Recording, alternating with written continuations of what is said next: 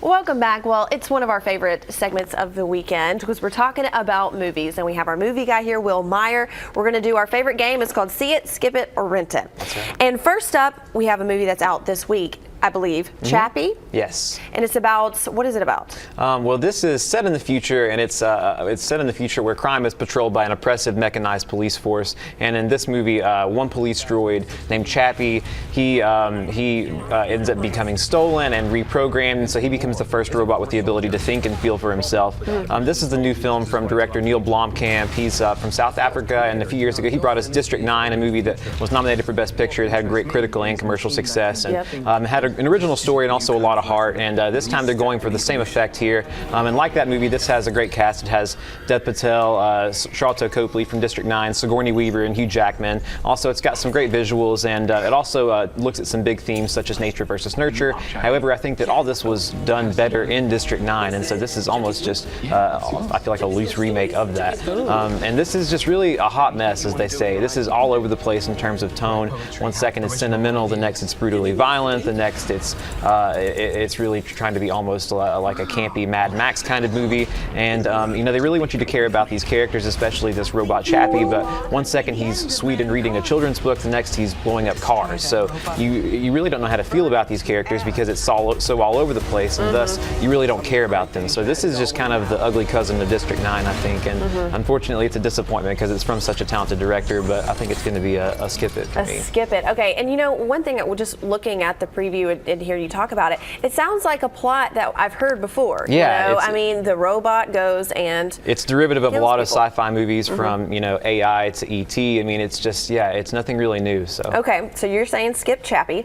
The second best exotic Marigold Hotel. What a title, right? So I never saw the first Marigold Hotel. Do you have to see the first to see the second? No, you don't. But this is very much just picks up where the first one left off. If you're not familiar with the first one, it's about a handful of British retirees who travel to India to take up residence in what they had hoped would be a newly restored hotel. While it's not as luxurious as they had hoped it would be, many of them are seduced by its charms and end up sticking around. This takes place 8 months after the first one, and this is focused on a marriage as well as them trying to acquire a second hotel. It features the same great cast, including Bill Nye, Maggie Smith, Judi Dench, also Richard Gere tags along here, and Dev Patel from Dev Chappie. Patel again. Yes, Dev Patel in 2 movies. And personally, I really enjoy watching this veteran group of actors. I mean, I think that they're witty and charming and a lot of fun to watch, but I think that whether or not you like this movie is going to depend upon whether or not you like the cast, because there's really not any other reason to watch this movie. They cram in a whole lot of subplots here, none of which are really compelling. It kind of reminds me almost of like those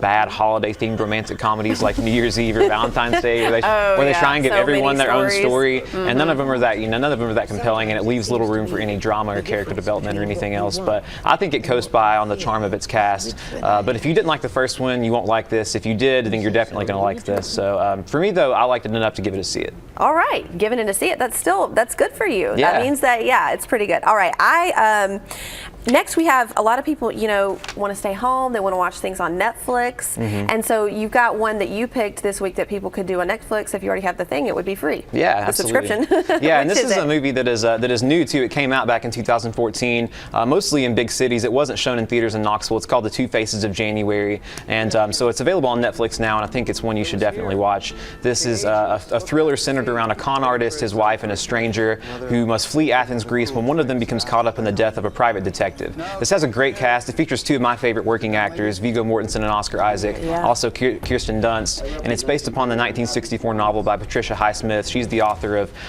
thrillers like The Talented Mr. Ripley and Strangers on a Train, and this is very much in many ways an old-fashioned, slow-moving thriller, one that takes this time to let you get to know the characters, and that's important because many of these characters are despicable on the surface, but you really start to care about them because you know their complexities, and that's also important because the director too is really establishing and building tension with this potential love triangle that's brewing in the face of this murder, and so that's really interesting because you know that something bad is likely going to happen, but you care about all 3 of them, so not only do you not know what the bad thing is that is going to happen, you don't know what you want to happen because you like all of them, so that makes it really suspenseful and exciting.